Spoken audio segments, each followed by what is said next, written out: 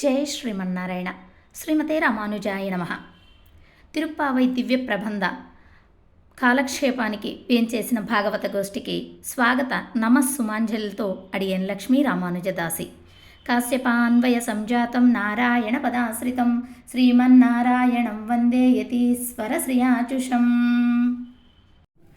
శ్రీవత్సాన్వయ గోపకృష్ణ గురురాట్ పాదద్వయీ షట్పదః ఆత్రేయాన్వయ వెంకటార్య వరలబ్ధా ద్రావిడాం నయదీః శాంతోదార జనార్దనార్య తనయం న్యాయాదివాది గురు ఆత్రేయాన్వయ వెంకటార్య గురురాట్ మే సన్నిధత్తాం హృది. వెంకటాచార్య దివ్య తిరువడిగలే శరణం. ఆళ్వారెంబెరుమానార్జీయర్ ఆచార్య తిరువడిగలే శరణం. జై శ్రీమన్నారాయణ. మనం ఈరోజు తిరుప్పావైలో 9వ పాసురాన్ని తెలుసుకోబోతున్నాము. ఏమిటి 9వ పాసురంలో అవతారిక అంటే ముందుగా ప్రార్థన చేసుకుందాం. నీళా తుంగస్తనగిరి తటి సుప్తముద్బోధ్య కృష్ణం పారార్ధ్యం స్వం శృతిశతశిరసిద్ధమధ్యాపయంతి స్వోచిష్టాయాం స్రజని గణితం యా బలాత్కృత్య భుంక్తే గోదా తస్యై నమ ఇదమిదం భూయ ఏవాస్తు భూయః. అన్నవయల్ పుదువై ఆండాలరంగర్కు పన్ను తిరుప్పావై పల్పదియం இன்னிசையால் பாடி கொடுத்தால் நற்பாமாலை பூமாலை சூடி கொடுத்தாலை சொல்லு சூடி கொடுத்தா சுடற்கொடியே தொல்பாவை பாடி அருள வல்லா பல்வலையாய் நாடினி வேங்கடவர்க்கென்னை விதி என்ன இம்மாத்தம் நாம் கடவா வண்ணமே నల్కు. జయ శ్రీమన్నారాయణ. అంటే మనకు 6వ పాసురం నుంచి రోజుకొక గోపబాలికను నిద్ర లేపుతూ ఉన్నారు. 6, 7, 8, 9 ఈరోజు 9వ పాసురంలో 4వ గోపబాలికను నిద్ర లేపుతున్నారు. ఈ పాసురం వచ్చేసి తూమన్ను మాడత్తు. సరే, ఈనాడు ఈ గోపబాలికను మేలుకొలుపుట ఈరోజు పాసురంలో అంటే 10 రోజుల 10 మంది గోపబాలికలు నిద్ర లేపుతారు. 6వ పాసురం నుంచి 15వ పాసురం వరకు ఒక్కొక్క గోపబాలిక వచ్చేసి ఆచార్య పరిపూర్తి కలిగి ఉన్నారు. ఒక్కొక్క గోపబాలిక విశిష్టమైనదే, జ్ఞానవంతురాలే. అలాగా ఆచార్య పరిపూర్తి కలిగి ఉన్నటువంటి వారు. ఈ గోపిక కూడా శ్రీకృష్ణుడికి శరణాగతి చేసినటువంటి గొప్ప గోపబాలిక అన్నమాట. ఆయననే ధ్యానం చేస్తూ ఉండేటటువంటిది. అలా 6, 7 పాసురాలలో శ్రవణం యొక్క ప్రాధాన్యతను తెలిపింది ఆండాల్ తల్లి. 8వ పాసురంలో మననం యొక్క ప్రాధాన్యతను తెలిపింది.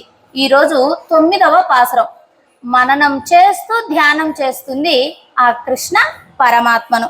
అలా సదా భగవద్ధ్యానంలో ఉండేటటువంటి ఈ ప్రపన్న నిష్టలో ఉన్నటువంటి ఈ గోపికమ్మను నిద్రలేపుతున్నారు ఈరోజు ఆండాల గోష్ఠి వాళ్ళందరూ కూడాను. సరే, శ్రీకృష్ణుడు వచ్చినప్పుడే ఆయనే వస్తాడులే అని ప్రపన్నత కలిగి ఉన్నది.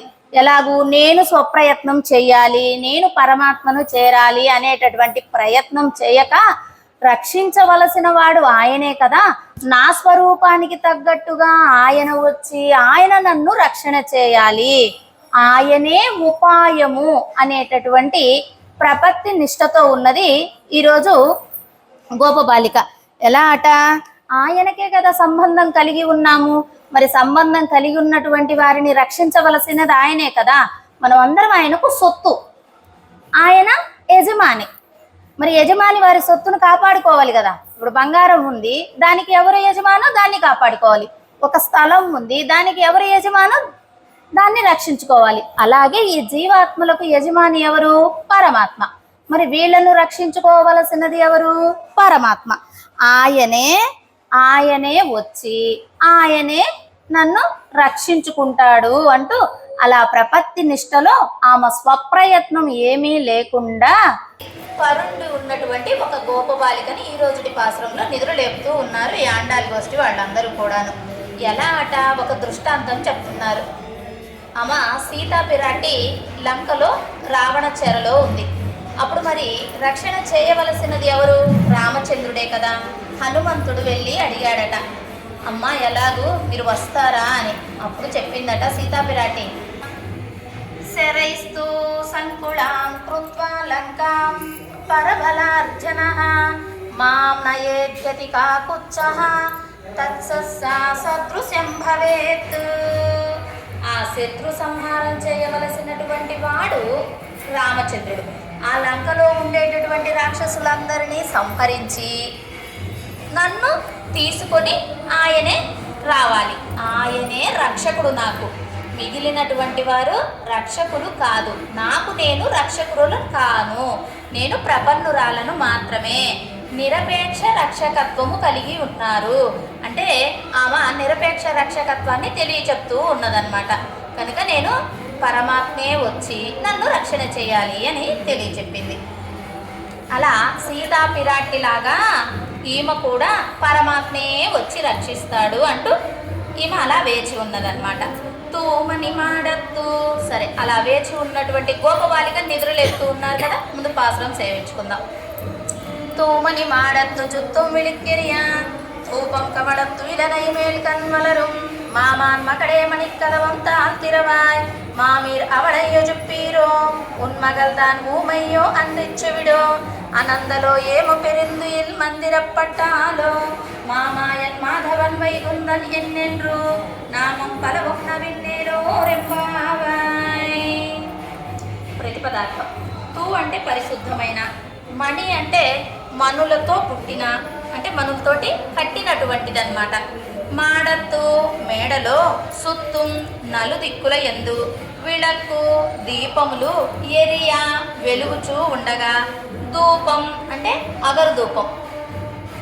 ఉన్మగల్దాన్ మీ కుమార్తె, ఊమయ్యో మూగిదా, తుయిల్ మృదుత్వం గల అనైమేల్ హంసతూలిక తల్పముపై కన్వరులం నిద్రించుచున్న మామన్మకలే మేనత్త పుత్రిక, మణికదవం మాణిక్య తలుపులు, తాల్ గడియను, తిరవాయ్ తెరువుము, మామీర్ ఓ అత్తగారు, అవల్లై ఆమెను, యొజుప్పీరో లేపండి, ఉన్మగల్దాన్ మీ కుమార్తె, ఊమయ్యో మూగిదా, అండ్రి లేక, చెవుడో అంటే చెవుడా, అనందలో లేకపోతే బద్ధకమా, ఏమ పట్టాలో లేవకుండా ఉండటానికి ఏమిటి, పెరుంతుయల్ లేకపోతే చాలా కాలం ఆమె నిద్రించే విధంగా, మందిర పట్టాలో ఎవరైనా మంత్రించబడ్డారా, ఇలాగే నిద్రపోతూ ఉన్నది కదా, ఎవరైనా మంత్రం వేస్తే అలాగే నిద్రపోతున్నదా అని. మామాయన్ గొప్ప ఆశ్చర్య గుణచేష్టితలు కలవాడును, మాధవన్ శ్రియపతియు, వైగుందన్ పరమపద వాసుడును, ఎన్నెన్ను అవి అవి అని నామం తిరునామాలను పలవం పలికి నవిన్రు అనుసరించెము, ఏలో అంటే రెంబావాయి ఈ కార్యాన్ని సాధించమని. సరే, తూమని మాడత్తు వ్యాఖ్యానంలోకి వెళ్దాం. ఏమిటట? తూమని అంటే మనులతోటి కట్టబడి ఉన్నది వాళ్ళ యొక్క గృహం. అంత మనులంతా కూడా పొదిగి ఉన్నాయి. మనకు కదా చైన్లో ఎలాగైతే అన్నీ పొదిగి ఉంటాయో రాళ్ళు, అలాగా ఆ విధంగా పొదిగి ఉన్నది అంటున్నారు వాళ్ళ ఒక గృహం. ఈరోజు నిద్రపోతున్నటువంటి గోప బాలిక యొక్క గృహం మనులతోటి పొదిగి ఉన్నది. అయితే ఆ మనులతోటి పొదిగి ఉన్నది అంటే తొలివిడమ్మంగళై అనేటటువంటి దివ్య దేశంలో నమ్మాల్ వాళ్ళు తెలియచెప్తారు, అక్కడ కూడా మనులతోటి పొదిగినటువంటిది అని. అయితే అక్కడికి ఇక్కడికి తేడా ఏమిటి? ఏమైనా తేడా ఉన్నదా అంటే, అక్కడ మనులతోటి పొదగబడినటువంటిదేమో ముక్తుల్లాగా భావన చేస్తారు. ఇక్కడ ఈ రేపల్లెలో వీరి యొక్క గృహం మనులతోటి పొదగబడి ఉన్నది అంటే ఇది నిత్యసూరుల్లాగా ఉదాహరణ చెప్తున్నారు.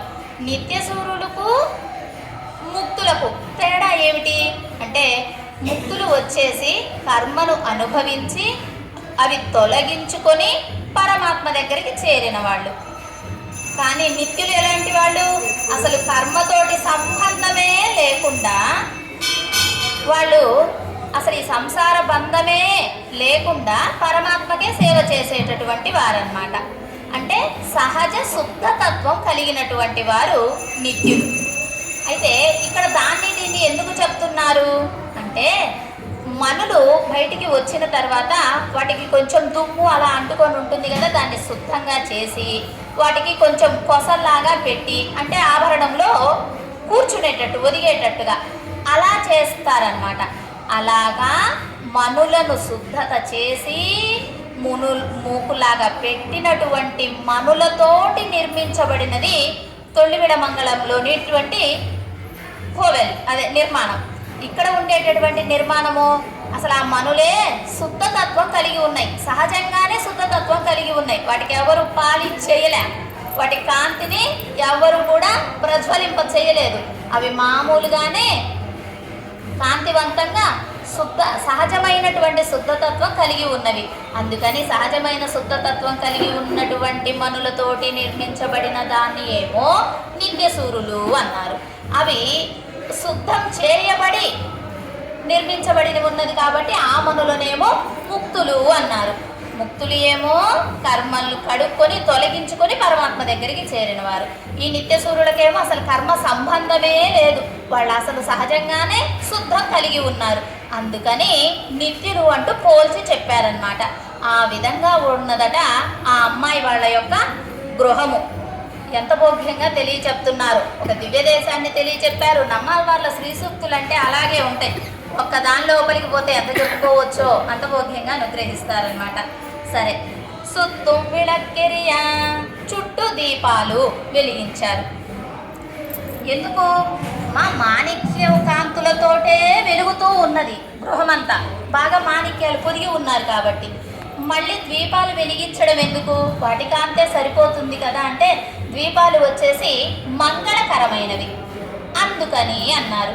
సరే, మంగళకరమైన దీపాలు ఒకటి వెలిగిస్తే సరిపోతుందిగా, చుట్టూ వెలిగించారేమిటి మీ యొక్క గృహంలో అంటే?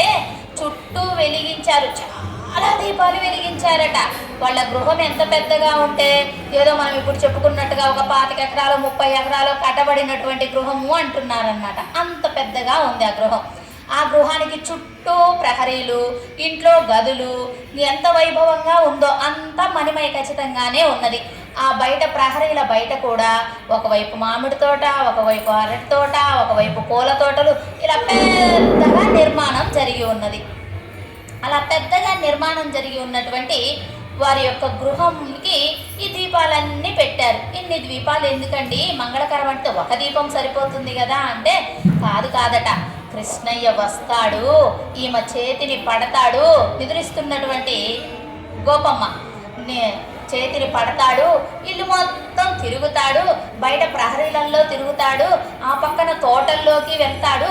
అప్పుడు కాంతి కావాలి కదా, ఆయన ఎక్కడికి వస్తాడో ఎప్పుడు వస్తాడో అని ఆ దీపాలన్నీ వెలిగించి మళ్ళీ ఆ తోటలలో అక్కడక్కడక్కడక్కడ మళ్ళీ వాళ్ళకి కొంచెం ఆసనాలను కూడా ఏర్పాటు చేశారట. అలా విహారయాత్రలో ఇద్దరు కూర్చోవడానికి అలాగా ఏర్పాటు చేసినటువంటిది. మనమైతే 4 లైట్లు వేసుకుంటే ఓ బాబోయ్ కరెంటు బిల్లులు అండి అని, వాళ్ళు బాగా సంపద కలిగి ఉన్నారు రేపల్లె వాళ్ళు. అంత తైలాన్ని పోసి చక్కగా ఒత్తులు వేసి వెలిగించుకున్నటువంటి దీపాలు, మనలాగా కరెంటు దీపాలు కాదు, అవి మంగళప్రదమైనవి కనుక అలాగా వెలిగించి పెట్టి ఉన్నారనమాట. స్వామి వస్తారేమో అని చక్కగా వెలిగించి పెట్టి ఉన్నారు. ఈ ఉండేటటువంటి ఎలాగో అవునులే కానీ మేము లోపల వెలిగించున్నాం, మీరున్నది ఎక్కడ?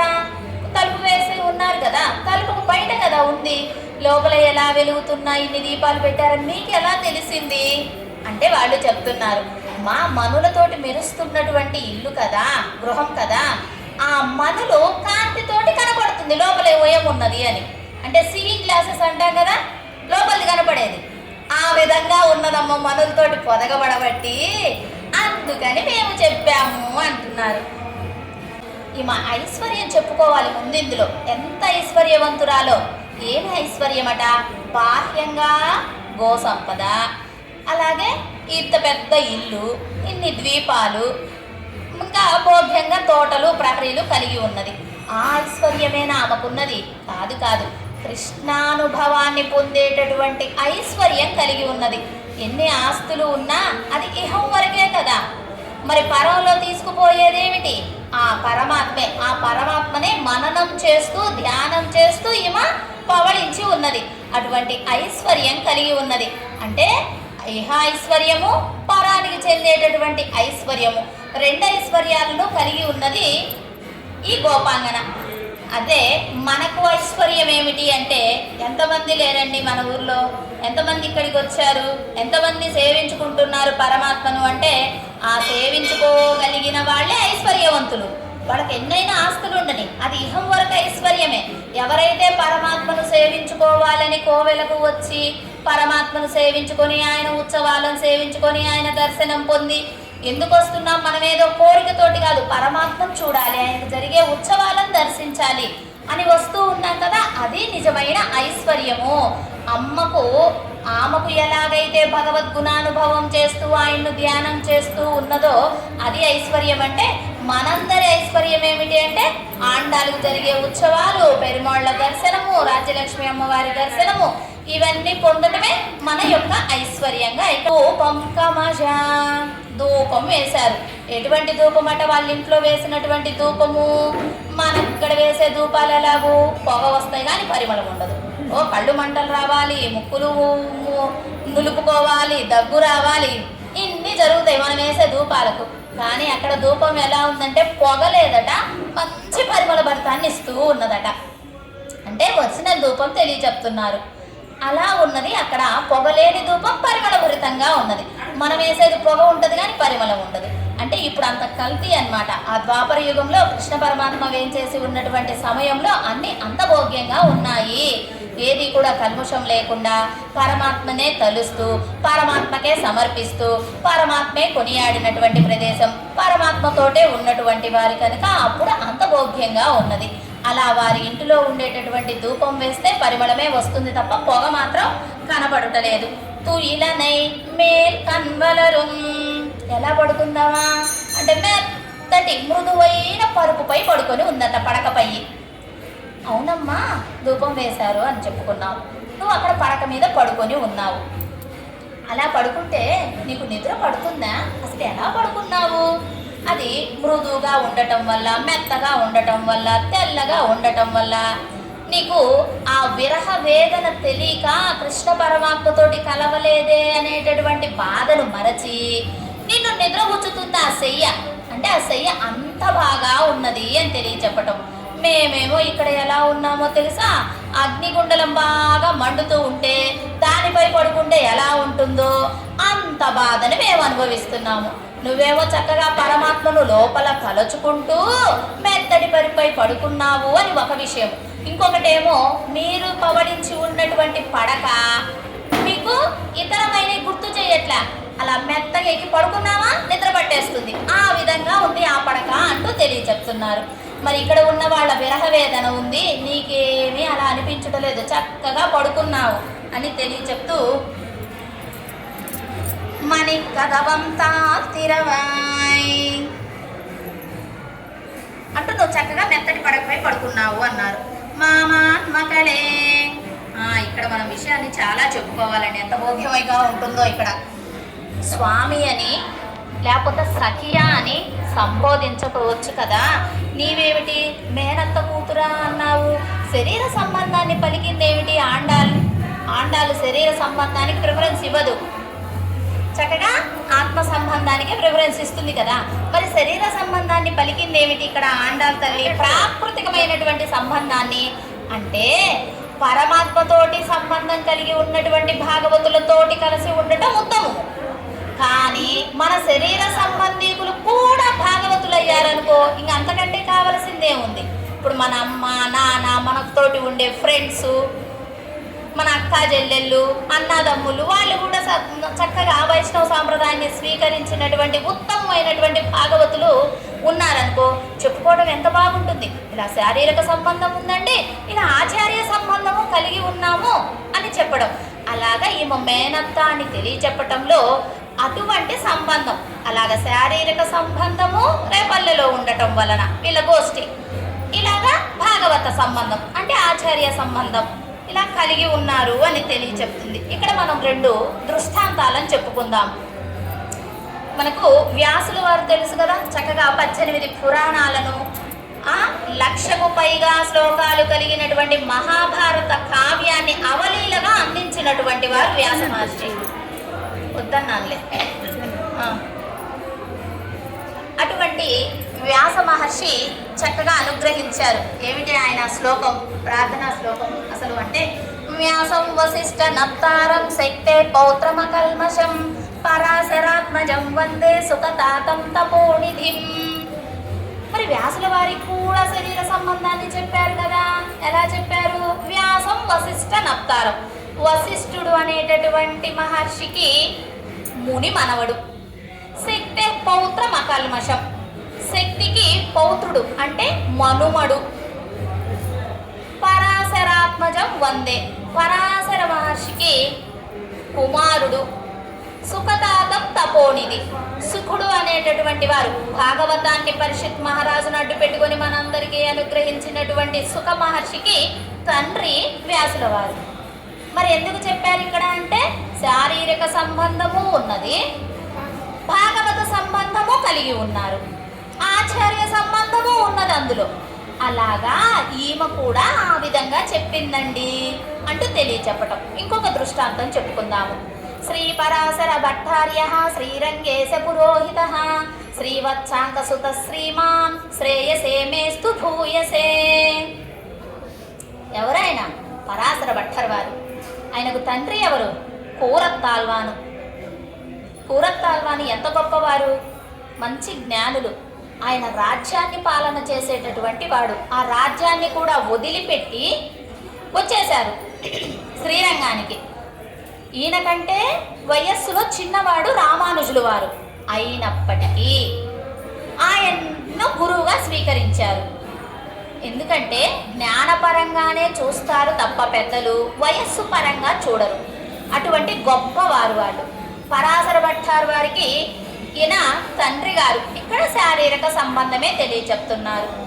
అలా కూరత్తాల్వాను ఎన్నో చేశారు. బోధాయన వృత్తి గ్రంథాన్ని ఒక్కసారి ఇలా ఇలా ఇలా తిప్పేసి రోబోలాగా మొత్తం ఇక్కడ పెట్టేసుకున్నాడు. ఇంకా వచ్చాక శ్రీభాష్యం రాయమంటే భగవద్ రామానుజుల వారు చక్కగా ఆయన చెప్పుకుంటూ వెళ్ళిపోయారట. బోధాయన వృత్తి గ్రంథంలో గ్రహించినటువంటి దాన్ని ఒక్కసారే చూశారు. కాశ్మీర్ దేశానికి వెళ్ళినప్పుడు రామానుజుల వారికి పాదసేవ చేస్తే ఆయన పవళించారు. ఆ తర్వాత కూరత్తాల్వారు మేలుకొని ఆ బోధాయన వృత్తి గ్రంథాన్ని తీసుకొని ఒకసారి ఇలా చూశారట. చూసిన తర్వాత అక్కడ ఉండేటటువంటి వారు మా గ్రంథం మాకు ఇవ్వండి అంటూ ఆ గ్రంథాన్ని తీసుకొని పోయారు. అయ్యో, గొప్పదైన గ్రంథం మన నుండి చేజారిపోయిందే అనుకున్నారు రామానుజుల వారు. కానీ శ్రీభాష్యాన్ని రచించేటప్పుడు ఆ బోధాయన వృత్తి గ్రంథంలో ఒకసారి చూసిందంతా కూడా ఇక్కడ పెట్టేసుకొని ఆయన రచన చేయగలిగారు. అటువంటి మహానుభావులు కూరత్తాల్వాన్ వారు. అలాగే క్రిమికంఠ సభలో కానీ ఆయన కళ్ళను పీకి వేసుకుని రామానుజులు వారు చెప్తారు, కంచి వరదరాజ పెరుమాళ్లను నువ్వు చక్కగా సేవించవయ్యా, ఆయనను ప్రార్థన చేసి అడుగు, నీ నేత్రాలను ప్రసాదిస్తాడు అని. ఆ గురువుగారు రామానుజులు చెప్పినట్టుగానే వరదరాజ పెరుమాళ్లను ప్రార్థన చేశారు. చేసిన తర్వాత ఏమి కావాలి కూరత్తాల్వానే అంటే, రామానుజులు వారు పరంపదం చేరేలోపు నేను ఆయనకు స్వాగతం పలికేటట్టుగా అని కోరారు. అంటే నేను ముందే పరంపదానికి చేరి వైకుంఠంలో వేసి ఉండి ఈయన వైకుంఠానికి వచ్చినప్పుడు నేను పూర్ణ కుంభ స్వాగతం పలకాలి అని కోరుకున్నటువంటి మహానుభావులు. అటువంటి కూరత్తాల్వాన్ సంబంధం పరాశర భట్టర్ వారికి తెలియచెప్పబడింది కదా శ్లోకంలో అంటూ తెలియచెప్తున్నారు. ఇంకా జడభరతుడు ఉన్నారు, లీలాసుకుడు ఉన్నారు. ఇటువంటి శారీరక సంబంధం కలిగిన వారు. మనం చివరన టయంగాన ఉంటే ఈ రెండింటిని కూడా చెప్పుకుందాం. ఇప్పుడు పాసురంలోకి వెళ్దాం. అంతటి మహానుభావులు. శారీరక సంబంధం కూడా భాగవత సంబంధం లాగా 1కి 5 రెట్లు అన్నట్టుగా. ఎట్లా ఒక సంబంధమే కాకుండా ఇంకా 2 సంబంధాలు కలిసి ఉన్నాయనుకో, ఇలా ఫ్రెండ్స్, ఇలా చుట్టాలు, ఇలా కోవెలకు వచ్చేటటువంటి భాగవతులు, ఆ సంబంధం మరీ ఎక్కువ కదా. అలా తలచి అమ్మ ఈ విధంగా మేనత్త అని చెప్పింది అంటూ మనకు ఎంత భోగ్యంగా అనుగ్రహిస్తున్నారో. ఎక్కడెక్కడి అన్నీ తెచ్చి మనకు భోగ్యంగా ఆచార్యుల వారు తెలియపరుస్తున్నారు. లేకపోతే ఈ విధంగా మనం చెప్పుకోగలుగుతామా, ఈరోజు తెలుసుకోగలుగుతామా? ఆచార్యుల వారి కృపానుసారమే తెలియచెప్తున్నారు. మేనత్త కూతురా అంటుంది. లోపల పవళించి ఉన్నట్టు అమ్మాయి మేనత్త కూతురు. అయితే ఇక్కడ ఏం చెప్తున్నారంటే, అమ్మా మణికదవం తాతిరవాయ్, ఆ గడి ఎట్లా ఉందట, మాణిక్యాలతోటి పొదిగి ఉంది. ఆమె ఏం చెప్పింది, లోపల పడుకున్నామా, మీరే గడి తీసుకొని లోపలికి రండి అని చెప్పింది. అయితే వీళ్ళు ఏం చెప్తున్నారట, అయ్యో అన్ని పనులు పొదిగి ఉన్నాయి కదా, మాకు ఆ గడి ఏదో కనబడటం లేదు, అంతా మెరుస్తూ ఉంది, అది ఎక్కడ గడో మాకు తెలియటం లేదు, అందుకని నీవే వచ్చి గడి తీయమ్మ, అప్పుడు మేము లోపలికి వస్తాము అంటే వాళ్ళు మాకు గడి కనపడలేదు అని తెలియచెప్పారు. సరే, వాళ్ళు గడియ కనపడలేదు అంటున్నారు, లోపలికి రావాలంటున్నారు, వారు ఎంతసేపటి నుంచి మాట్లాడుతూ ఉన్నారు, ఏమిటమ్మాయి వాళ్ళకు సమాధానం కూడా చెప్పవే అని వాళ్ళ అమ్మాయిని ఆమె అనింది.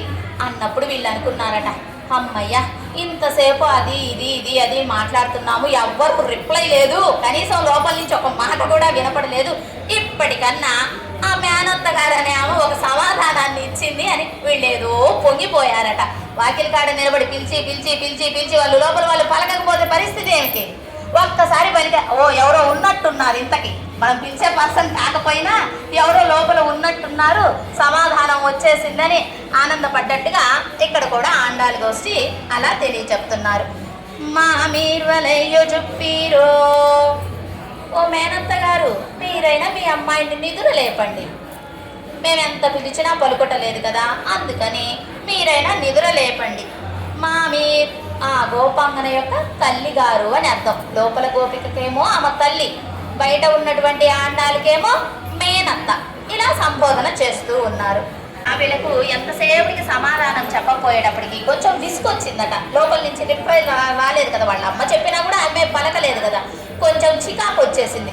విసుకొచ్చి ఏమంటున్నారంటే, ఉన్మకల్తానైమయో, ఏమిటి నీకేమన్నా మూగా, నీకేమన్నా మూగనా, మేము చెప్తూ ఉన్నాం కదా, ఒక్కసారి కూడా సమాధానం చెప్పకపోతే నీకేమన్నా మూగనా, అట్లా నీకేమన్నా మూగనక మీ కూతురు ఏమన్నా మూగదా అత్త అన్నట్టుగా అనమాట. మీ కూతురికి ఏమన్నా మూగదా, మాటలు జాలకుండా ఉన్నది, ఒక్క మాట కూడా రిప్లై ఇవ్వకుండా మాట్లాడకుండా ఉన్నది అని తెలియచెప్పి మళ్ళీ చెవిడో పోనీ మూగదే అనుకోండి, మేము చెప్పినప్పుడు వినపడింది, వచ్చి తలుపు తీయవచ్చు కదా, రిప్లై ఇవ్వకపోయినా వచ్చి తలుపు తీయవచ్చు, కానీ అది కూడా చెయ్యటలేదు కాబట్టి చెవుడా ఏమిటి, మేము చెప్పింది వినపడలేదా ఏమిటి మీ అమ్మాయికి? చెవుడైతే పాపం వినపడలేదు, రాలేదు, తీయలేదు అనుకోవచ్చు. చెవుడా అంటూ, అవునా చెవుడా, ఊరక రంధ్రాలు లేవా చెవులకి, వినపడటలేదా మేము పిలిచింది, రంధ్రాలు లేకుండా ఉన్నదా మీ అమ్మాయి, ఎందుకంటే పాపం ఇంతసేపు కొట్టుకున్నా వాళ్ళు పలకలేదు, సమాధానం ఇవ్వలేదు. ఆ విధంగా పరాకుగా అన్నారు వీళ్ళు. ఇంకా పలకలే, చెవుడా అన్న పలకలే, మూగా అన్న పలకలే. ఇప్పుడు ఆనందలో అంటే బద్ధకమా, వినపడటలేదు, మాట్లాడటలేదు. ఇప్పుడు రెండూ లేకపోయేటప్పటికి ఏమైనా బద్ధకంగా ఉందా, బద్ధకించి పడుకున్నదా అంటూ ఇంకొక లక్షణాన్ని.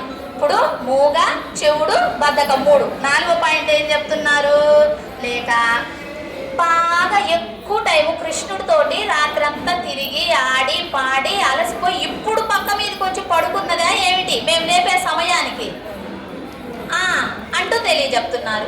ఇంకా 5వ పాయింట్లో ఏం చెప్తున్నారు అంటే, ఏమో పెరుందుయిల్ మందిరం పట్టాలో, ఏమో పెరుందుయిల్ అంటే చాలా కాలం వరకు నిద్రించక, ఎక్కువ రోజులు మనకేదో 2 రోజులు 3 రోజులు పని ఉండి నిద్ర లేక పడుకుంటే ఇంకా ఎవరు పిలిచినా మనకు తెలియకుండా స్పృహ లేనట్టు నిద్రపోతామే, అలా జరిగిందా, లేకపోతే మందిర పట్టాలో ఎవరైనా మంత్రం వేశారా ఏమిటి, ఈ అమ్మాయి నిద్ర లెగవకుండా ఉండాలి అని ఎవరైనా మంత్రాన్ని వేశారా అంటున్నారు. పెరుందుయిల్ మందిర పట్టాలో ఏంటి, ఏమనగా కావాలి, లేవకుండుటకు ఎవరైనాను కావాలని పెట్టి ఉన్నారా, ముందేం చెప్పారు, మంత్రం వేశారా, లెగవలేదు అన్నారు. తర్వాత ఏమిటి, లెగుస్తే మేము ఒప్పుకోము, పడుకోవాల్సిందే అని ఏమైనా ఎవరైనా గన్ షాట్ పెట్టినట్టుగా కావాలని ఎవరినైనా పెట్టారా ఏమిటి, మేము లెగిస్తే ఒప్పుకోమన్నట్టు. ఈ అమ్మాయి ఎంత లేపినా లెగవట్లేదు కదా, అందుకని ఎవరినైనా కాపలా పెట్టారా ఏమిటి, లెగిస్తే ఒప్పుకోమని అన్నట్లుగా తెలియచెప్పారు. ఎవరైనా చిన్నపిల్లల్ని తీసుకుపోవడానికి వస్తారు కదా, వాళ్ళు ఎలా వస్తారట, ఈ గోళ్ళ గ్యాప్ ఉంటుందా వేలికి గోలికి, ఆ గ్యాప్లో ఆ మత్తు మందుని పెట్టుకొని వస్తారట. వచ్చిన వెంటనే ఇలా చల్లేస్తారట, ఆ గోర్లలో ఉన్నటువంటి మత్తు పడిపోయి వాళ్ళు పాపం వాళ్ళకు వశమైపోతారు. అలాగ ఎవరైనా మీ అమ్మాయిని వశపరుచుకున్నారా ఏమిటి? లెగవట్లేదు కదా, అందుకని మంత్రించారా?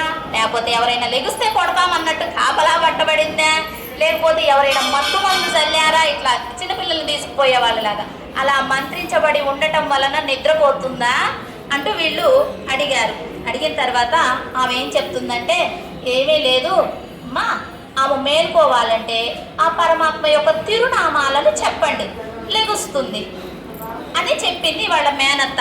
సరేనని ఆ తిరునామాలను వీళ్ళు చేస్తున్నారు. అప్పుడు కూడా ఏమంటున్నారు, మేము చెప్పిన తిరునామాలు ఎన్నయ్యో తెలుసా, ఇప్పటికి 1000 అయిపోయాయి. 1000 నామాలను చెప్పేశాము, అయినా లెగవలే అత్త, ఇప్పటికి 1000 చెప్పేశామత్త, అవన్నీ కూడుకుంటే 1000 అయిపోయాయి, అన్ని పలికేశాము. మామాయన్, ఇంకా ఆ పరమాత్మ నామాన్ని చెప్తున్నారు. మామాయన్ అంటే మాయ. ఆయన ఆశ్చర్య గుణ చేష్టితలు కలిగినటువంటి వాడు పరమాత్మ. ఏవి గుణాలు ఆశ్చర్య గుణ చేష్టితలంటే, అసలు కృష్ణ పరమాత్మ గొల్లపల్లెలో అవతరిస్తారని ఎవరైనా అనుకున్నారా? లేదు. వామనుడిగా ఇంత బుట్టవాడిగా అవతరిస్తారనుకున్నారా? లేదు. వరాహ అవతారంగా దాలుస్తారనుకున్నారా? ఎవరు కోరుకుంటారండి వరాహ అవతారం? పరమాత్మకు లేవు. కానీ ఆ నిష్టలన్నీ మనం చూస్తే దూరంగా వెళ్ళిపోతాం. కానీ పరమాత్మ కావాలని కోరి వచ్చి అవతరించినటువంటి వారు. అటువంటి ఎన్ని గుణచేష్టితలో అన్ని ఆశ్చర్యం గుణచేష్టితలే. అర్ధరాత్రి మధురలో పుట్టడం, తెల్లారేటప్పటికి రేపల్లెలో ఉండటము, ఆయన గర్భవాసాన్ని అనుభవించడము, మళ్ళీ 4 తల్లిదండ్రులు ఆయనకు కదా, చతుర్భుజాలతోటి పుట్టినటువంటి వాడు ఆయన. మామూలుగా 2 భుజాలతోటి కాదు కదా, చతుర్భుజాలతోటి పుడితే దేవకి చెప్పిందట, అయ్యో మా అన్నగారు ఎక్కడ సంహరిస్తారో నాయన, నువ్వు ఈ విధంగా దర్శనమిస్తే అని. ఉపసంహారహ అనేటప్పటికీ ఆ భుజాలన్నీ లోపలికి లాగేసుకొని మామూలుగా ఉన్నాడు పరమాత్మ. అటువంటి ఆశ్చర్య గుణచేష్టితడు. అలా కాబట్టే వాళ్ళతోటి ఎంగిల్ని సద్దులని ఆరగించి వాళ్ళతోటే సజాతీయుడిగా, ఆయన దేవి జాతి వైకుంఠంలో ఉండేటటువంటి వాడు. అటువంటి వాడు ఇక్కడికి వచ్చి రేపల్లెలో సజాతీయుడిగా ఉండి ఈ గోపాంగనులకు చేతిలో మనిషిలాగా అయిపోయాడు. తక్కువ మంచిగా చేసుకున్నాడు, తనను తాను తక్కువగా చేసుకొని వీళ్లకు సమంగా ఉండిపోయినటువంటి పరమాత్మ అన్నమాట. అవన్నీ కలిగి ఉన్నాడు కనుకనే ఆశ్చర్య గుణచేష్టితుడు అన్నారు. మామాయన్ ఆశ్చర్య గుణచేష్టితుడు అయినటువంటి వాడు. మాధవన్ ఇంకా ఏం చెప్తున్నారు, దానికి మూలమైనటువంటి శ్రీయప్పతి సౌలభ్యమును కలిగి ఉన్నాడు. ఈయన ఎలా తక్కువగా వచ్చి ఇంత సౌలభ్య గుణము కలిగి ఈ భూలోకానికి వచ్చాడయ్యా అంటే అది ఎవరి వల్లనో తెలుసా? మాధవన్, మాధవుడు అంటే తెలుసా? అమ్మను ధరించి ఉన్నవాడు. మా అంటే లక్ష్మీదేవి, ఆమెను హృదయం నందు ధరించి ఉన్నవాడు కనుక మాధవుడు అనేటటువంటి పేరు. ఆ మాధవుడు అని పేరు వచ్చింది కదా, అది ఎలా వచ్చిందంటే ఆమె వల్ల వచ్చింది. ఆ సౌలభ్య గుణం ఎలా వచ్చిందంటే ఆ లక్ష్మీ పిరాటి వల్ల వచ్చింది. ఆమె ఏం చేసిందట, ఆమె సౌలభ్య గుణాన్ని భగవంతుడికి నేర్పిందట. క్లాసులు పెట్టి నేర్పేసిందండి, క్లాసులు బట్టి చెప్పేసిందండి. అమ్మ చెప్పేసింది మరి పరమాత్మకు ఆ సౌలభ్య గుణాన్ని. అలా ఎవరికి చెప్పింది? పరమాచార్యులుగా. ఇంకా ఆయన మించినటువంటి ఆచార్యులు లేరు అనేటటువంటి కృష్ణ పరమాత్మకు, పరమాచార్యులుగా ఉండేటటువంటి కృష్ణ పరమాత్మకు తాను ఆచార్యురాలై ఈ సౌలభ్య గుణాన్ని నేర్పింది. అటువంటిది మన అమ్మ. లేకపోతే ఆయన అక్కడి నుంచి ఇక్కడికి రాడు, ఏమీ చెయ్యడు. ఈ సౌలభ్య గుణం మన అమ్మే నేర్పింది. వైకుంఠన్ ఎక్కడ ఉన్నారీనా? వైకుంఠంలో పరమపద వాసి. ఆయన నివాస స్థానం ఎక్కడ అంటే పరమపదం. ఆయన నివాసంగా స్థానము కలిగి ఉన్నది పరమపదము. అక్కడ ఉన్నటువంటి స్వామి ఎటువంటి వాడు అంటే శ్రీయప్పతి, అమ్మకు పతి. శ్రీయప్పతి అంటే శ్రియ అంటే ఎవరు? అమ్మ. అమ్మకు పతి అయినటువంటి వాడు కనుక ఆయన్ను శ్రీయప్పతి అన్నారు. అంటే అమ్మ నుండి స్వామికి వచ్చినటువంటి సౌలభ్య గుణాన్ని జోడీ చేస్తూ ఈ నామాన్ని ఇక్కడ కృప చేస్తున్నారనమాట. అలా సులభమైనటువంటి వాడు. పరత్వము, పరత్వము అంటే ఏమిటి? వైకుంఠంలో ఉన్న పరమాత్మ. ఆయన వైకుంఠంలో ఉన్నాడు కాబట్టి వైకుంఠవాసి, నిత్యులకు ప్రభువు, ముక్తులకు ప్రభువు, ఆదిశేషుడిపై కూర్చున్నటువంటి స్వామి, వైకుంఠనాథుడు, ఇలా నామాలు ఉన్నాయి. ఇంకోటి ఏం చెప్తున్నారు, సౌలభ్యానికి మూలమైనటువంటి వాడు, సౌలభ్య గుణము కొద్ది ఇక్కడ అవతరించారని చెప్పుకున్నాం కదా, వాటికి నామాలు ఏమిటట, మాధవుడు, శ్రీ అప్పతి, అలా సౌలభ్య గుణానికి కొన్ని నామాలు ఉన్నాయి. ఈ నామాలన్నిటినీ తెలుపు తిరునామము. ఎలాంటివి ఇవన్నీ కూడా పరమాత్మకు మంచి నామాలు, తిరునామాలు. ఒక సహస్రనామమును పలికి ఉంటిమి. ఇలా అన్ని నామాలు చెప్పి పరత్వానికి నామాలు, ఈ సౌలభ్య గుణానికి నామాలు, వైకుంఠవాసి అని నామాలు చెప్పాము. ఆ సౌలభ్య గుణం కొద్ది ఇక్కడికి వేం చేసిన వాడు అని కొన్ని నామాలు చెప్పాము. ఇలా నామాలన్నీ చెప్పినవన్నీ కూడా ఒక సహస్రమై ఉంటాయి. మళ్ళీ రాస్తే ఇంకొక సహస్రం అయ్యేవి. అంటే ఆయనకు ఒక సహస్రనామమే కదా విష్ణు సహస్రనామం అనేది. మేము పలికినవన్నీ రాసుంటే ఇంకొక సహస్రం అయ్యేదండి. అన్ని నామాలు పలికామత్తా అంటూ తెలియచెప్తున్నారనమాట. ఇంకా అలా పలికి మేనత్త గారు మేము ఎన్ని నామాలు పలికామో తెలుసా, పరమాత్మ ఇంకో సహస్రం అయ్యేటట్టుగా పలికాము.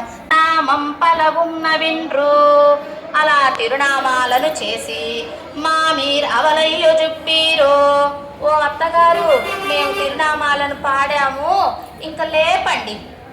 ఇంకేం చెప్తున్నారు, మేము తిరునామాలను పాడాము, మీరు చెప్పినట్టు ఏవో కొన్ని నామాలు కాదు, పరత్వంలో ఉన్నటువంటి స్వామి నామాలు, ఇక్కడ ఈహంలో అంటే ఆయన ఇక్కడికి వచ్చారు కదా, ఇక్కడ ఉండేటటువంటి ఆయన సౌలభ్య గుణము, వాత్సల్య గుణము, సౌకుమార్యం, ఇవన్నీ నామాలు పలికాము. మాధవుడని పలికాము, వైగుందన్ అని పలికాము. ఇలా పలికిన నామాలన్నీ సహస్రానికి మించిపోయాయి. ఆ సహస్రం కాక మేము పలికినవన్నీ రాసిన ఇంకొక సహస్రం అయ్యేదంతా. ఇంకా లేపండి అంటే నామాలు కూడా ఉచ్చరించడం అయిపోయింది, ఇంకా లేపండి అంటున్నారు. యో చెప్పీరు, ఇంకా నిద్ర లేపండి అని మీరు కూడా ఉచ్చరించి ఆమెను నిద్ర లేపండి. ఎలా అంటే పరమాత్మ సౌలభ్య గుణం ఎటువంటిది, ఆయనే వచ్చి నన్ను రక్షిస్తాడు అని కదా ఈ గోపబాలిక చెప్పింది. ఎలాంటి గుణం ఆయనకు అంటే, ఇప్పుడు పిల్లవాడు ఉన్నాడు అనుకో, వాడు చక్కగా చదవాలి, ఎగ్జామ్స్ రాస్తాడు. ఎగ్జామ్స్ రాసిన తర్వాత పేపర్ తుద్దేది వాడి పనే కాదు, మార్కులు వేసేది వాడి పనే కాదు. మనం కూడా ధర్మంగా ఉండాలి, పరమాత్మను తలవాలి. ఆ పైన ఎవరు ఉన్నారు, పరమాత్మ ఉన్నారు. అవన్నీ చూడటానికి, ఫలితాన్ని ఇవ్వటానికి అది పరమాత్మ పని. అలాగా ఈ అమ్మాయి ప్రపన్న నిష్ఠురాలు కనుక స్వప్రయత్నము చేయక పరమాత్మే నన్ను రక్షిస్తాడు, ఆయనే వస్తాడు అంటూ ఆయననే ఉపాయంగా కలిగి ఉన్నది. మరి వీళ్ళు కూడా జ్ఞానులే కదా, ఇతర గోపికలు కూడా. మరి ఆయమ్మ ఏమో ఉపాయ అధ్యవసాయం కలిగి ఉన్నది కదా, మరి వీళ్ళెందుకు వెళ్ళాలి అనుకుంటున్నారు, నిద్రలేపుతున్నారు, వీళ్ళెందుకు కదులుతూ ఉన్నారు అంటే, వీళ్ళు ఊరక ఉండలేక వీళ్ళకు తెలిసినప్పటికీ పరమాత్మను చేరాలి చేరాలి అని త్వర కొద్ది వచ్చారండి అంటూ తెలియపరుస్తున్నారు. వాళ్ళకేమో ఉపాయ అధ్యవసాయం, వీళ్ళదేమో ఉపేయ త్వర. ఉపాయ అధ్యవసాయం కలిగి ఉన్నటువంటి ప్రపన్న నిష్ఠురాలైనటువంటిది లోపల నిదురించే బాలిక. బయట ఉన్నటువంటి వాళ్ళు ఉపేయ త్వర కొద్ది ఊరక ఉండలేక పరమాత్మను చేరాలని వీళ్ళు ప్రయత్నం చేస్తున్నారు. అంటే స్వప్రయత్నంతో అవ్వదు, పరమాత్మ అనుకుంటేనే మనల్ని చేర తీసుకుంటాడు తప్ప మన ప్రయత్నం కాదు, మన ప్రయత్నంతో అవ్వదు. అయితే ప్రయత్నం ఎందుకు చేస్తున్నారు అంటే, ఊరకుండలేక పరస్పరం బోధయంతః, ఒకళ్ళకొకళ్ళు కృష్ణుడి యొక్క కళ్యాణ గుణాలను బోధించుకుంటూ ఉంటారట. ఊరక ఉంటే ఈ మనస్సు ఏం చేస్తుందో తెలుసా, ఈ లౌకికమైనవన్నీ తెచ్చి ఇందులో నింపేసి ఆ పరమాత్మను తలవటాన్ని మర్చిపోతుంది.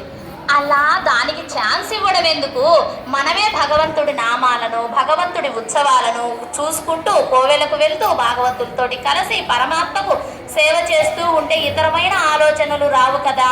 అందుకని ఆ మనస్సుకు ఆ బుద్ధి పని పెడుతున్నది. ఈ విధంగా వాళ్ళు ఊరుకోలేక ఉపేయ త్వర కొద్దీ ఈమెను నిద్రలేపుతూ ఉన్నారు. అంటే ఇద్దరూ జ్ఞానులే, బయట ఉన్నవారు జ్ఞానులే, లోపల ఉన్నటువంటి గోపాంగన జ్ఞానే. ఇద్దరు కూడా ఉపేయాలు పరమాత్మని తెలిసినటువంటి వారే.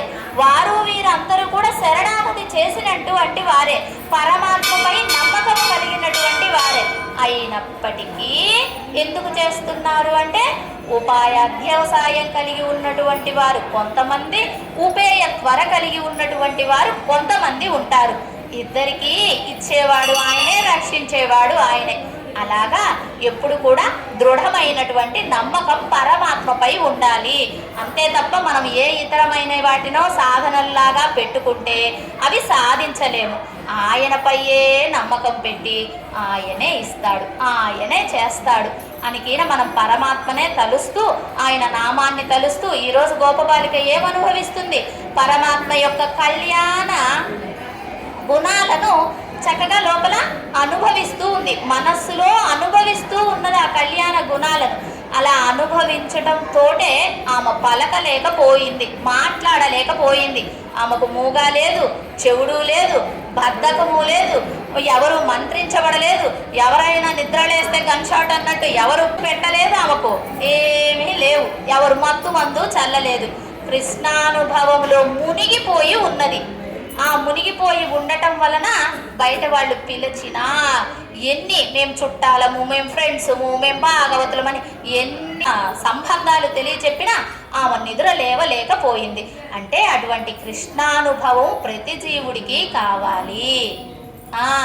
పరమాత్మను అనుభవించటం ఆమె ఎందుకు అలా చెప్పిందంటే ప్రతి జీవుడు ఆ అనుభవంలోకి రావాలి, పరమాత్మనే అనుభవించాలి. అలా అనుభవింపగలిగితే ఆయనే మనల్ని తన దగ్గరికి చేర్చుకునేటటువంటి వాడు అంటూ భోగ్యంగా జ్ఞానంలో ఉండేటటువంటి విషయాన్ని, అలాగే ఉపాయ అధ్యవసాయాన్ని, ఉపేయ త్వరను మనకు ఈ పాసురంలో భోగ్యంగా అనుగ్రహించడం జరిగింది. అయితే ఈరోజు నామం ఏమిటి? ఏం నామాలు వచ్చాయి ఈ పాసురంలో? మాధవన్, వైకుంఠన్. Very good. 2 నామాలు రేపటి వరకు కాలక్షేపం సమయం వరకు మళ్ళీ ఉచ్చరిద్దాం. దివ్యదేశం ఏమొచ్చింది? నమ్మాలి వాళ్ళ శ్రీ సూక్తిలో వచ్చింది. వెరీ గుడ్, బాగా గుర్తుపెట్టుకున్నారు. ఏం నామం వచ్చింది?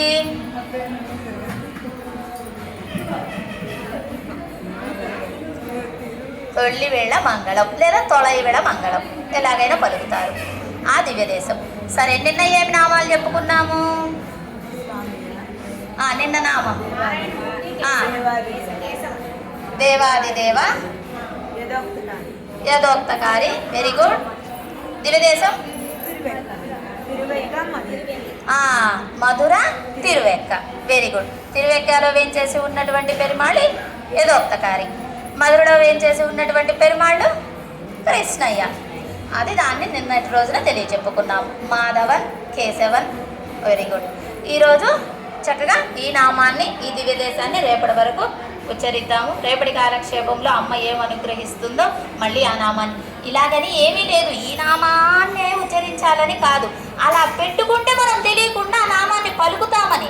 ఎంతసేపు కూడా మన మనస్సుకి ఏమి చెప్పుకుంటున్నాము అంటే పరమాత్మ వైపు తిరిగేటట్టుగా మనస్సును చేసుకోవడం, అంతే. ఇలా నామం పెట్టుకున్నాం అనుకో, రాత్రి ఏదో చెప్పారే, రాత్రి ఏదో విన్నామే, ఆ నామం అనుకుంటే సరిపోతుంది కదా. మనం పనులు చేసేటప్పుడు కూడా చక్కగా ఆ నామాన్నే తలుస్తూ చేస్తూ ఉంటామన్నమాట. అలా దానికోసం పెట్టుకున్నటువంటిదే. సరే, ఇప్పుడు సమయం ఉంది కదా, జడభరతుడు చెప్పుకుందామా? ఇంకా రాలేదుగా అమ్మ? వచ్చేసిందా ఉత్సవం? వచ్చేసిందా? ప్రార్థయామి. సర్వం శ్రీకృష్ణ పాదార విందార్పణమస్తు. అడియన్ లక్ష్మీ రామానుజ దాసి. జయ శ్రీమన్నారాయణ. భాగవత గోష్ఠికి దాసోహాలు.